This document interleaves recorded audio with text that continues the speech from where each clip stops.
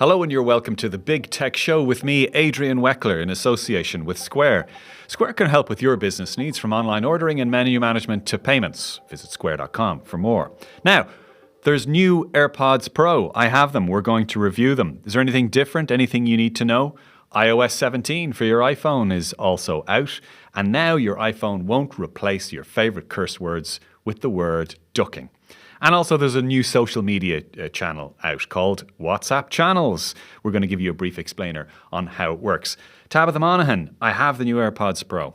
And they're almost exactly the same as the last AirPods Pro. Okay, well, let's look at the positive then. You said almost exactly the same. What's new? They've one difference, and that is this little charging port here, USB-C charging port. So nothing's really the tangibly revolution different. has happened. Now, to be fair, there is one advantage to the USB-C charging port, other than the fact that you can use any cable now to charge them. And that is, for the first time, you can now charge it directly with a cable from your iPhone. So if you're stuck, if you're running out of juice, which you probably won't because they've about 30 hours of reserve in the case and you get about 5 to 6 hours of battery life per charge, which is pretty good. You can now charge them from the iPhone. Still no reverse wireless charging from your iPhone, though. Samsung has had that for some time. And there's one other small little audio difference, and that is they now include a lossless audio format for Apple Vision Pro for the headset. So if you're one of the fanboys who are thinking of getting one of those mixed reality headsets early next year when they become available, then the AirPods Pro 2 USB-C are the buds that you need. So there isn't a huge amount different there, because I was expecting to be asking you about comfort, which is something I always ask every time that we bring the new AirPod thing in, because I always find them really uncomfortable. Well, they're exactly the same as the last ones. Now, to be fair, in the box, as well as the USB-C to USB-C cable, you do also get a set of replacement ear tips. So I don't know what kind of ears you have. I don't think I've ever seen your ears. I don't know if I know what ears I have. But my ears are big. Yeah. You can't see them because of the headphones. And so I usually go for the larger tips. But they're supposed to be quite comfortable. And actually, in my experience, because the fit is really important for the noise cancellation. So the big reason you would get AirPods Pro over the regular AirPods really is the active noise cancellation. Now, active noise cancellation used to be crap on all buds, like really bad. It's difficult for them to be buds. It is. It is, in fairness. So the way that they improved it was by including these rubber tips. And to be fair, it sort of does work. So as you can imagine, I've got about 20 pairs of headphones and buds. And if I compare these to the best standard noise cancellation headphones that you can get, which would probably be either Sony or Apple or Bose. Yeah. You know, you're about 70 or 80% of the way, which is pretty good. It's really good going for earbuds, in fairness. Now, to be fair, there are actually a few audio improvements that come from iOS 17. We're going to talk about iOS 17 for the iPhone in a couple of minutes. But before we do, there are some iOS 17 benefits that apply to the AirPods Pro. First one is called adaptive audio. And this is basically supposed to fuse your noise cancellation mode, which you can turn on and off, and your transparency mode. Now, a transparency mode is, let's say you're on a bike. Yes. And you're wearing your AirPods.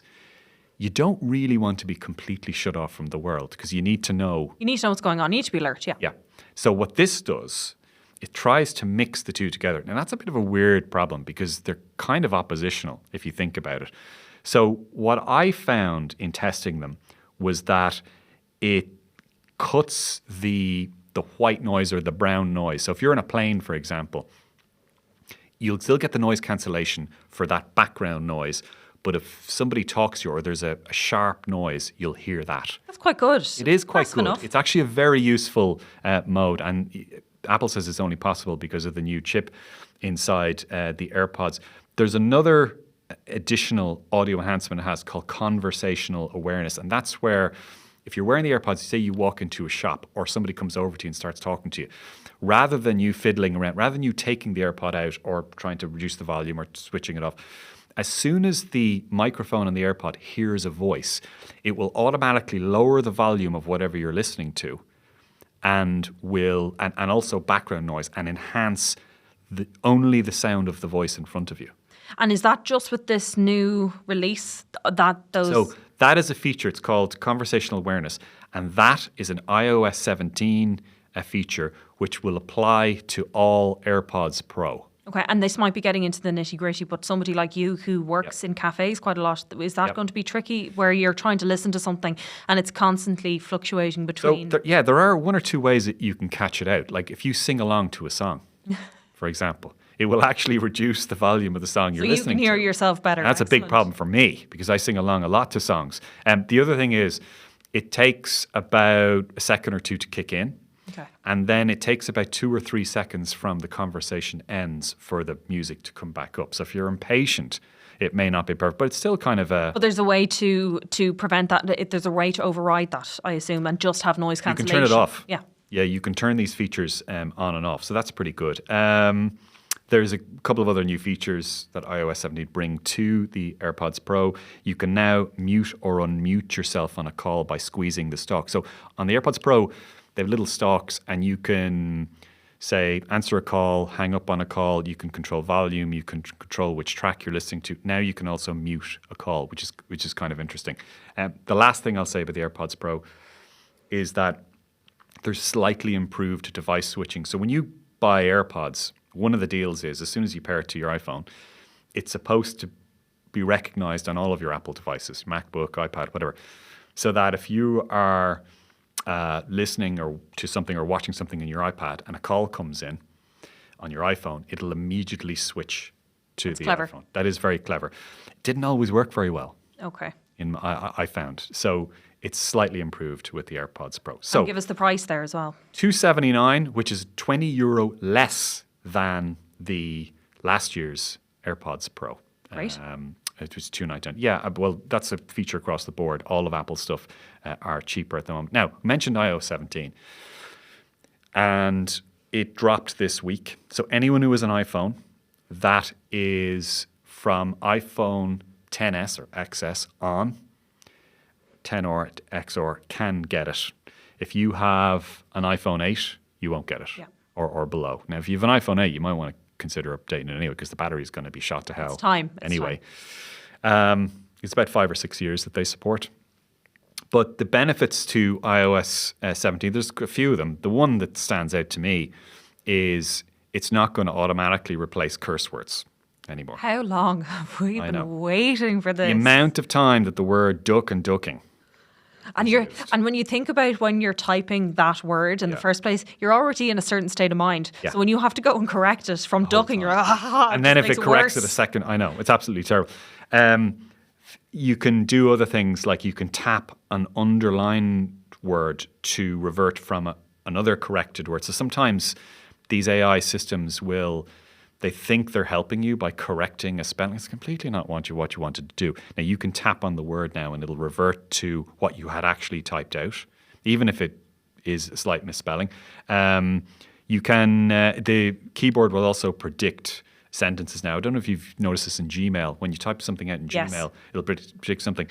Now, I have to admit, in a work context, I find that quite handy. It is handy. Even I know you're not the biggest fan of Microsoft Teams anyway, but I find they're very good at replicating the answers I would be giving anyway. Yeah. There are usually little ones like cheers or that sounds great. And it doesn't matter really, it's because you're not affecting somebody's personality or mood by doing it. So that's all good. A couple of other features. There's one called Name Drop, where you can share your contact information with another iPhone or an Apple Watch just by bringing the two devices close together. You can choose which your contact information. Okay. It's actually quite interesting.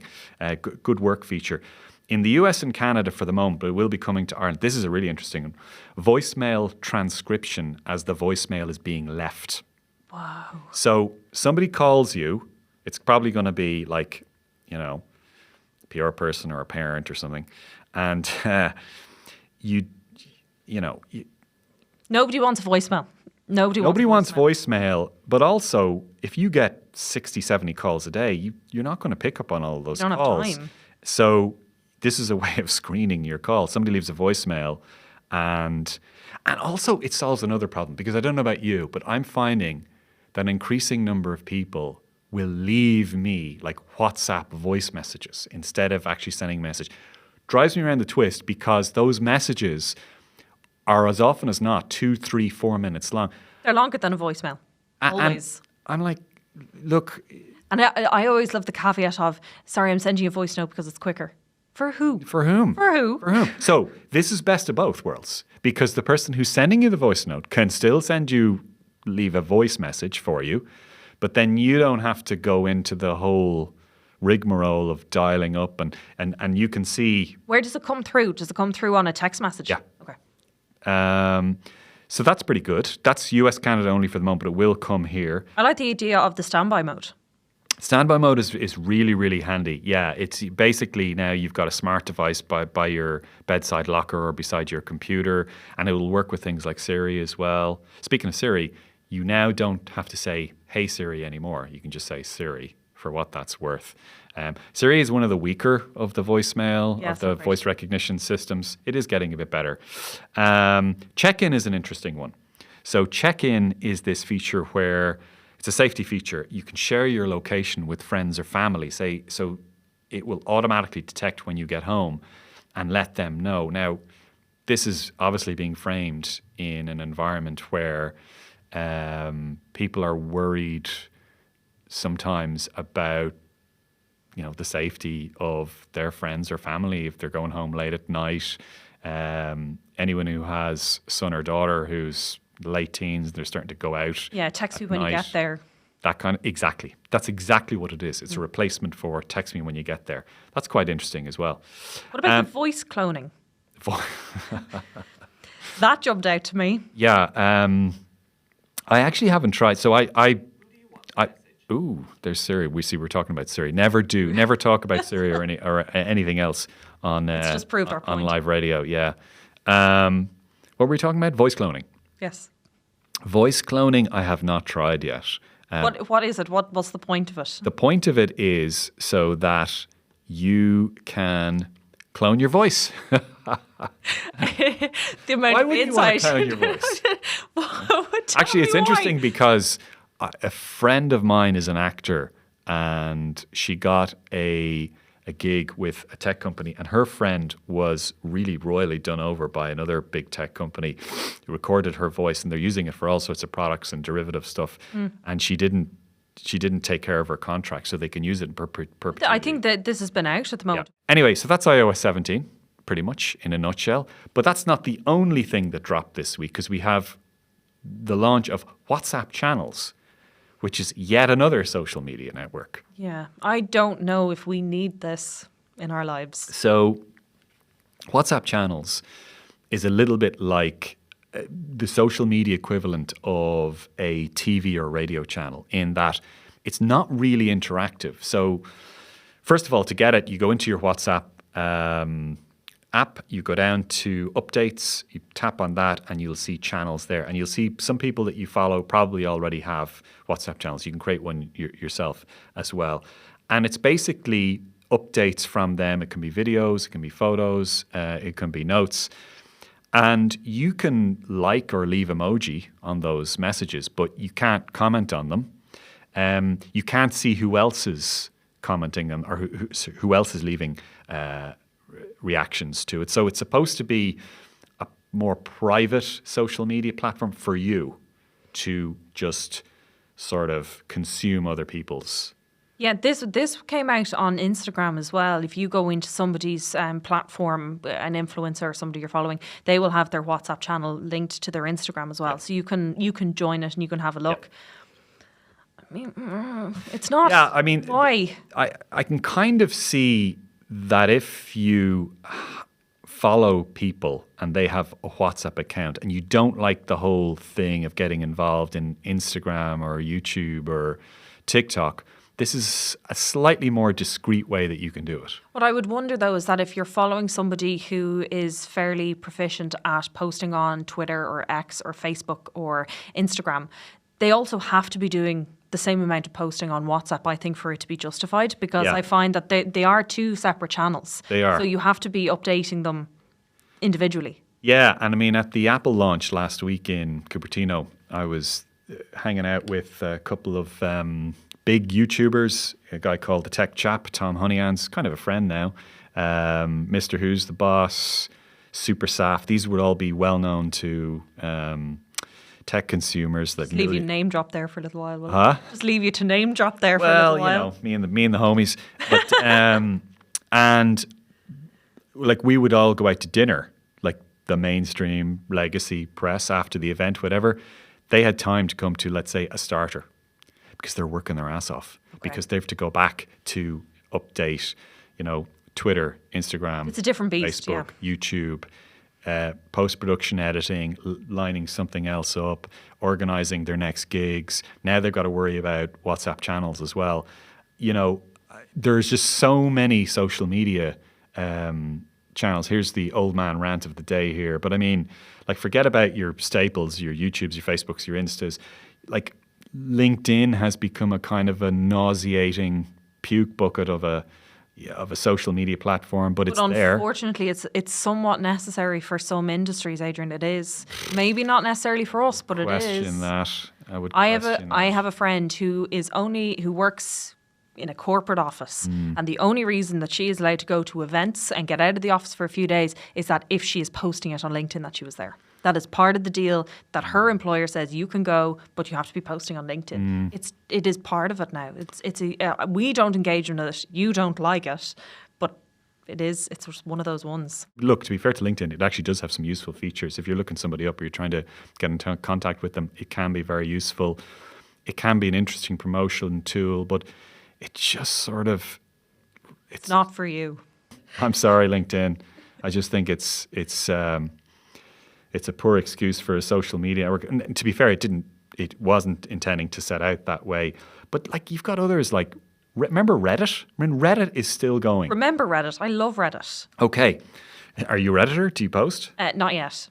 Not yet? No, I've only joined as a member in the last maybe 6 months. Okay. Yeah, but I do like it a lot. I mean, like Reddit was the original edgy kind of social media because it's where everyone came to just to talk about anything. Now you've got Telegram. You've got, if you're a geek, you might use something like Hacker News. You've got all these new ones, Mastodon, Blue Sky. Have they really taken off though? No, they have not. Now, I do know people who, particularly Mastodon, who are using Mastodon. I do know some people. That's it. When Elon Musk took over Twitter, that's where a lot of people migrated over to.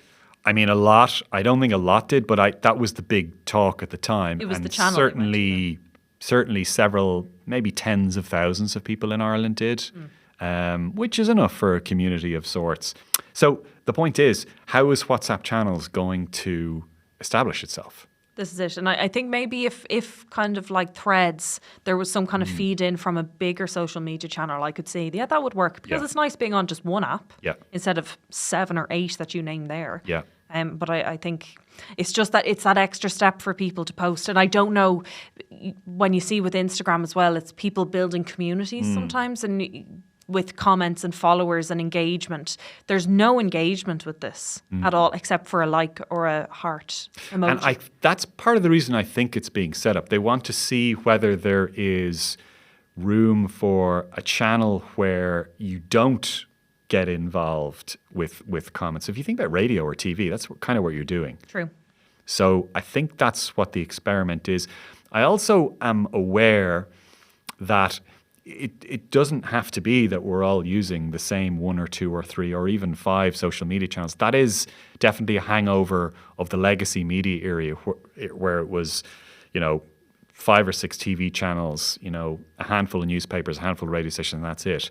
And I think there is often this misty-eyed yearning for the days when we, just tell me what to watch, just tell me what. That's fine, but like that era is completely over. We're all now in, dozens of different social media channels. I don't know. Will you use WhatsApp channels? No, and I showed you that there was some on Instagram, and I looked at it and I thought this is pointless. Yeah. What are your social media platforms of choice? Instagram is the main one. I suppose Reddit is. I would go there every day. I'm really kind of surprised by Reddit. I'm really interested in that. Yeah, because Ireland Reddit is great. Okay. Just because you get different kinds of conversations, actually. And that's the thing, is that it's a conversation and it's seeing people interact, and that's great. And I find that it can be relatively respectful in terms of how the conversations go. Obviously, there's some people Reddit who are a has little really bit different. changed, because when when I first started looking at Reddit 10 plus years ago, it was mad. And it was very comprehensive. You could find good conversation. And it was very informative as well. Yes. From a tech point of view and from other points of view, there would be very interesting discussions that would go into detail of stuff that you mightn't see anywhere else. And that was what the original kind of online chat space was. Now, I am specifically talking about the Ireland Reddit, the subreddit. So, and that I find is quite good. It's not, I find what's happening on Twitter or X is that it's just the dialogue and the discourse is just going into the gutter now at this stage. I know. Just going to go, I don't want to be around this anymore. I've come out the other side with X and Twitter. I still lament the way it's going, but I just try to ignore the bad stuff now. And like I posted a picture of a giant spider last night, just because that's the kind of stuff I used to do years ago. I used to treat it like a social network, but the number of responses I got back were a fraction that I would have got a few years ago. Anyway. Oh dear, social media is going down the tubes, say the old folks, the old legacy media folks on the podcast.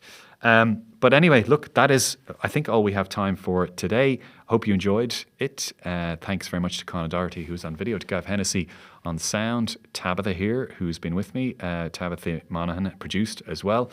My name is Adrian Weckler, and you've been listening to or watching The Big Tech Show in association with Square. Talk to you soon. Bye-bye.